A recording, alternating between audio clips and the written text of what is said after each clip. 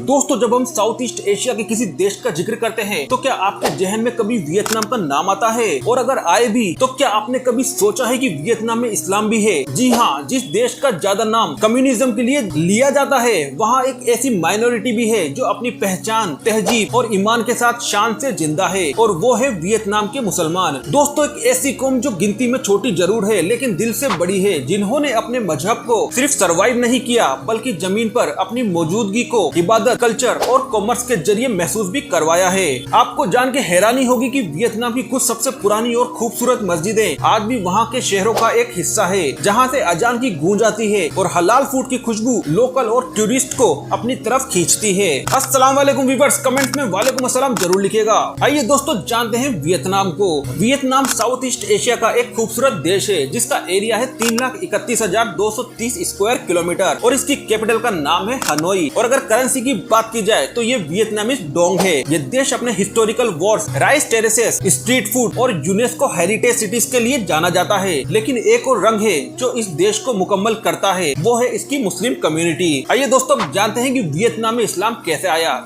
इस्लाम Vietnam में पहली बार 11 से 13 सेंचुरी के बीच में आया था, अरब ट्रेडर्स और मले मर्चेंट्स के जरिए। उस वक्त वियतनाम का सदर्न पार्ट चंपा किंगडम के अंडर था, जहाँ काफी मले मुस्लिम इन्फ्लुएंस आया। फिर ग्रेजुअली इस्लाम ने अपना असर सदर्न वियतनाम, खासकर अन गियांग, हो ची मिन सिटी और तेनिए तक बढ़ा लिया। आइए दोस्तों, बात करते हैं वियतनाम की टोटल पॉपुलेशन और मुस्लिम पॉपुलेशन की। अगर बात की जाए वियतनाम की पॉपुलेशन की तो ये 10 करोड़ के आसपास है और वियतनाम में लगभग 1 लाख से ज्यादा मुसलमान रहते हैं, जो देश की पॉपुलेशन का अप्रोक्स 0.3% बनते हैं। इनमें से ज्यादा पॉपुलेशन चंपा मुस्लिम्स की है, जिन्होंने इस्लाम को अपनी तहजीब के साथ मिला के एक यूनिक आइडेंटिटी बनाई। ये लोग trade, handicraft, fisheries, retail businesses और हलाल फूड सर्विस में लगे हुए हैं। कुछ लोग टेक्सटाइल और टूरिज्म में भी काम करते हैं। आइए दोस्तों, बात करते हैं वियतनाम की मस्जिदों की। आज की डेट में वियतनाम में 70 से ज्यादा मस्जिदें मौजूद है और ये रही वियतनाम की 3 सबसे बड़ी मस्जिदें। नंबर 1 पर है मुबारक मॉस्क, जो कि एन गियांग प्रोविंस में स्थित है। ये सबसे पुरानी और आइकॉनिक मस्जिद है। यूनिक इंडो मलेशियन आर्किटेक्चर और कलरफुल डोम इसे मशहूर बनाता है। नंबर 2 पर जो मस्जिद है उसका नाम है जामिया अल मुसलमान मस्जिद। ये हो ची मिन सिटी में स्थित है। टूरिस्ट के लिए पॉपुलर और लोकल मुस्लिम कम्युनिटी का स्पिरिचुअल सेंटर है।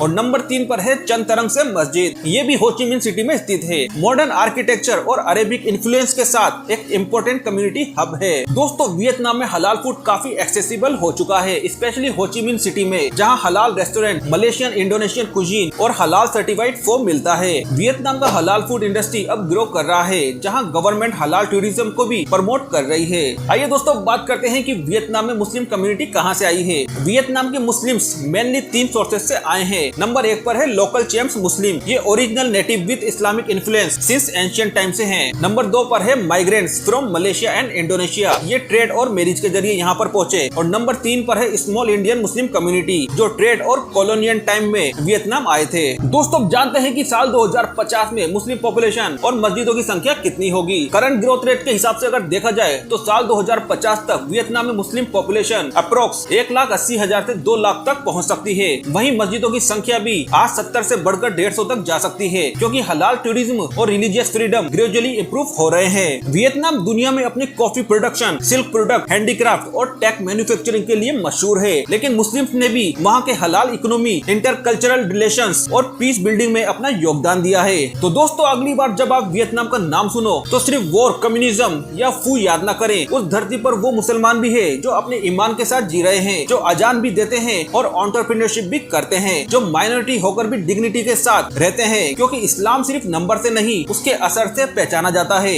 तो अपने दिल से एक सलाम भेजो उन मुसलमानों को जिन्होंने वियतनाम में इस्लाम की रोशनी को जिंदा रखा है। तो दोस्तों, आपको ये वीडियो कैसी लगी आप हमें कमेंट करके जरूर बताएं। वीडियो पसंद आई हो तो वीडियो को लाइक करें, चैनल को सब्सक्राइब करें। फिर मिलेंगे एक नई वीडियो में एक नए टॉपिक के साथ। तब तक अल्लाह हाफिज।